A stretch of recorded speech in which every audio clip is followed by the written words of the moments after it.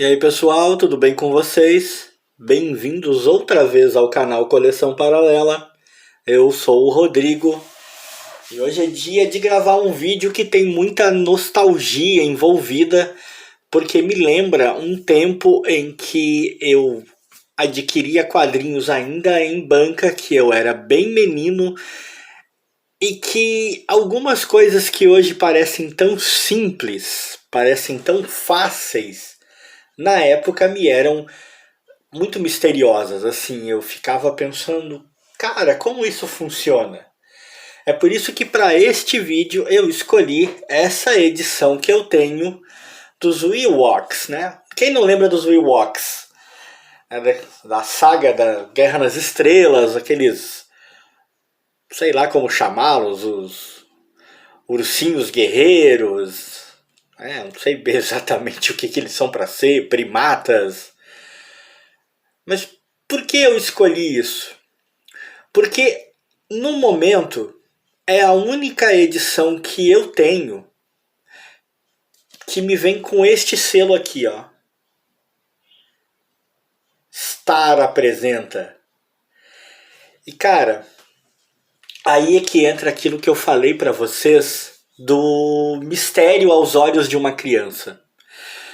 Eu admito, já admiti aqui muitas vezes, que quando eu era moleque, eu amava quadrinhos, eu lia muito quadrinhos, principalmente de super-herói. Eram os que eu procurava, os quadrinhos de super-heróis. Mas eu nunca tive aquela visão tão minuciosa, tão observadora, de ficar prestando atenção, por exemplo, em quem desenhava, em quem escrevia as histórias. E tipo, que personagem pertencia a quem produzia o quê. Eu tinha. A única separação lógica que eu tinha na minha mente de menino era que existiam os heróis da Marvel e os heróis da DC. Só. Não havia outra. Fora isso, eu pegava um quadrinho desses e eu me encantava lendo. E na época eu achava tremendamente curioso quando começaram a aparecer em bancas, quando eu comecei a ter contato com adaptações de quadrinhos, com revistas em quadrinhos que traziam personagens da TV, personagens de filmes, de desenho animado principalmente. E eu ficava pensando, como é isso, né? A quem eles pertencem? São da Marvel? São da DC? Eu não tinha essa noção de ficar observando. E a primeira vez que eu vi um quadrinho que vinha com este selo, com o selo Star, né, era nas revistas do Thundercats. Foram algumas edições que eu tive dos Thundercats. Hoje, infelizmente, não tenho mais nenhuma. Adoraria ter as edições formatinhos do Thundercats daquela época. Eu tenho uma nostalgia muito grande quanto a isso. Não tenho nenhuma, mas foram as primeiras edições. Eu peguei uma edição dos Thundercats em banca, adquiri ela, não me lembro exatamente em que ano, mas eu adquiri e notei assim em cima, né? Tava escrito, se não me engano, até Quadrinhos Star apresenta, não estava escrito só Star. E na minha cabeça, isso era um selo totalmente novo, era uma editora nova. Né? Eu usei a palavra selo, mas não era isso. Eu achava que era uma editora nova. Eu achava que era uma concorrente da Marvel, uma concorrente da DC. Eu não tinha a noção de que era apenas um selo. Eu ficava pensando, essa Quadrinhos Star é alguma coisa completamente nova. E eu achava assim, eles se especializaram só em personagens que são de desenho animado, que são de TV, e eu achava aquilo muito louco. Não estava totalmente errado, né? Esse selo, né? Os quadrinhos Star e tal, realmente muita coisa de adaptada de filmes, adaptada de animações, de desenho animado, muita coisa, com certeza. Então eu não estava totalmente errado. Esse selo Star, se não me engano, ele pertence A Marvel, eu não tenho toda certeza agora. Não, eu não quero. Se eu descobrir aqui enquanto a gente folheia a revista, a gente fala, mas eu não tenho. Eu não quero me apegar a esse detalhe, eu quero me apegar ao olhar que eu tinha de menino. Eu achava que era uma editora totalmente diferente, que concorria com essas duas. E pra eu, naquela cabeça de menino, eu tô falando de uma época em que eu era realmente menino, né, gente? Eu já achava bastante misterioso que ambas as histórias da Marvel e da DC fossem publicadas pela mesma editora no Brasil, pela editora Abril. Eu já ficava pensando, cara, como que isso é possível? Eu demorei algum tempo, não tanto tempo assim também, porque eu era menino, mas também não era lesado, né, gente? Mas eu demorei algum tempo pra perceber que lá fora, nos Estados Unidos, por exemplo, você jamais abriria uma revista do Super-Homem e teria ali um anúncio da revista do Homem-Aranha, porque são editoras rivais. Eu demorei um pouquinho para perceber isso, né, para ter a consciência de que eram materiais de duas editoras diferentes que uma editora aqui no Brasil conseguiu os direitos e publicava. Então eu fiquei impressionado na época da editora Abril conseguir os direitos desta que eu estava supondo ser uma editora concorrente. E me encantava. Me encantava, e olha como é curioso. Me encantava não porque eu achasse que os quadrinhos, né, que essas versões em quadrinhos desses super-heróis, desses personagens de desenho animado, não porque eu achasse que elas eram especialmente maravilhosas, porque eu achasse as histórias fantásticas, não, muito pelo contrário, eu na verdade continuava preferindo o Homem-Aranha e o Super-Homem, né? Eu continuava preferindo os personagens da DC e da Marvel. Mas me encantava porque era a possibilidade que você tinha de ler um material um pouco diferente. E cara, eu vou ser sincero com vocês, eu demorei bastante tempo. Aí antes eu brinquei que eu era menino, mas não era lesado. Nesse sentido, talvez eu tenha sido lesado, hein? Porque eu demorei bastante tempo para me dar conta de que não era essa a situação. Eu demorei bastante tempo para acabar descobrindo que não se tratava de uma nova editora entrando no mercado brasileiro, mas com um material próprio sendo publicada pelo Abril, que era basicamente um selo. E isso é muito curioso, me traz muita nostalgia, porque eu me lembro disso com saudade, sabe? Da época em que eu olhava para um quadrinho e ele era só um quadrinho para me divertir. Da época em que eu não me preocupava com absolutamente nenhum tipo de minúcia além de uma boa história. Então, né, vamos parar de enrolar um pouco, vamos dar uma folheada aqui nesse quadrinho dos Ewoks. Ó, ele vem aqui com, né, o copyright da Lucasfilmes, é de 1989. Este aqui é o número 2, foi uma cortesia de editor, mas eu obviamente comprei num sebo.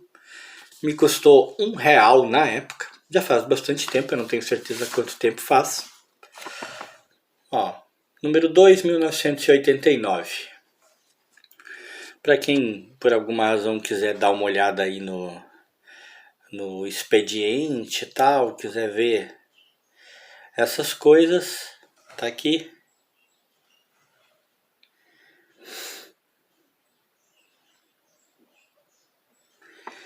E essa revista traz como primeira história a história principal, vamos dizer assim, Will Walks em O Vale do Mal. Trazia argumento do Dave Manek, que eu vi depois muitas vezes em outras edições, desenhos do Warren Kramer, que eu não tenho total lembrança desse desenhista, mas ele parece muito bom. Pelo menos a arte dele ficou muito boa nessa história. As histórias dos Ewoks aqui, pelo menos essa história, foi essa basicamente, como eu falei, a única edição que eu já tive. Elas se baseavam na animação que teve, né? Teve uma animação dos Ewoks, um seriado dos Ewoks. E então se passavam lá no mundo em que os Ewoks viviam, que eu não lembro qual mundo. Me desculpem os fãs da série, aquelas pessoas que sabem absolutamente tudo a respeito, mas eu não sou. Eu gosto de Guerra nas Estrelas e tal, ou Star Wars, como as pessoas preferem falar hoje em dia. Eu cresci falando Guerra nas Estrelas, né? Hoje em dia parece que se prefere usar o nome em inglês, assim, não. Parece que a gente ficou com vergonha de traduzir as coisas, não sei qual é que é. Então eu não lembro o nome do mundo em que os Ewoks viviam, mas as histórias se passam, vamos dizer assim, no mundo deles, no universo deles. Eles enfrentam situações que acontecem com outras criaturas do planeta deles e provavelmente com alienígenas. Eu não sei quantas publicações os Ewoks duraram aqui no Brasil. Era de uma época em que realmente, como eu costumo dizer, as revistas eram feitas para criança, o quadrinho era para criança. Os quadrinhos do selo Star eram realmente muito para crianças, né? Então eles vinham com essa coisa do passatempo, ó. Vinham com essa coisinha aqui do passatempo, que milagrosamente nessa edição ninguém fez os passatempos, ninguém fez nada que ficou intacto, né? Isso é uma coisa que também se perdeu. Anunciava uma revistinha do Sérgio Malandro, eu já fiz vídeo de edições do Sérgio Malandro no canal. E depois a história prosseguia, é basicamente uma história só, na qual eles têm que enfrentar uma espécie de Ewok renegado que comanda aí um povo lagarto.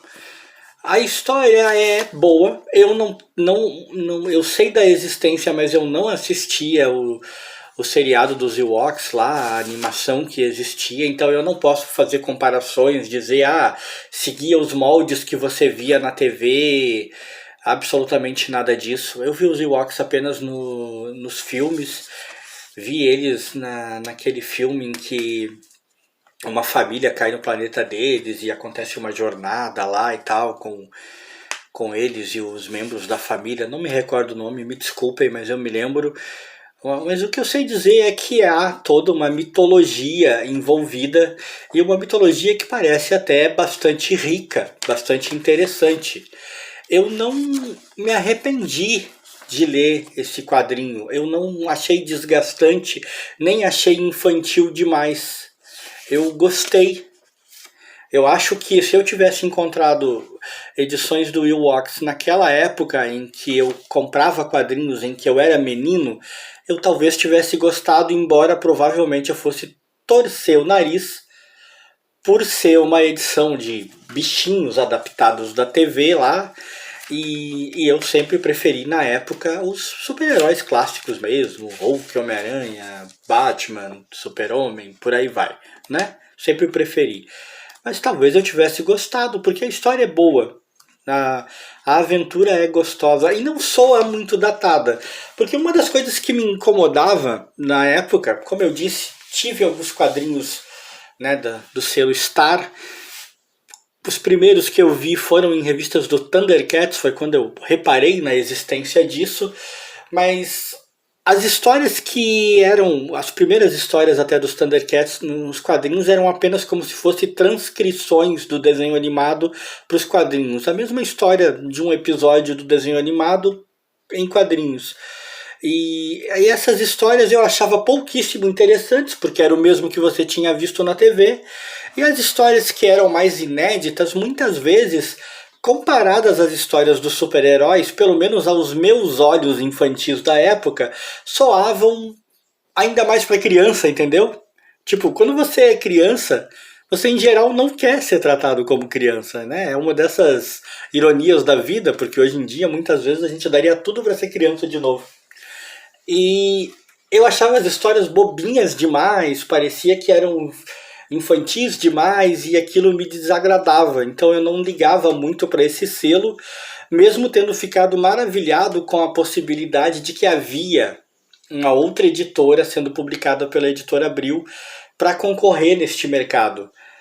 E é uma memória muito seletiva, era uma visão de criança muito seletiva, porque eu já havia entrado em contato com, por exemplo, edições da Bonelli, que na época a gente nem reparava que era a Bonelli, entendeu? Parecia que que não tinha identidade, mas eu já havia reparado. Só que eu considerava essas edições em preto e branco, faroeste, essas coisas, na época, como segunda linha, eu não dava importância.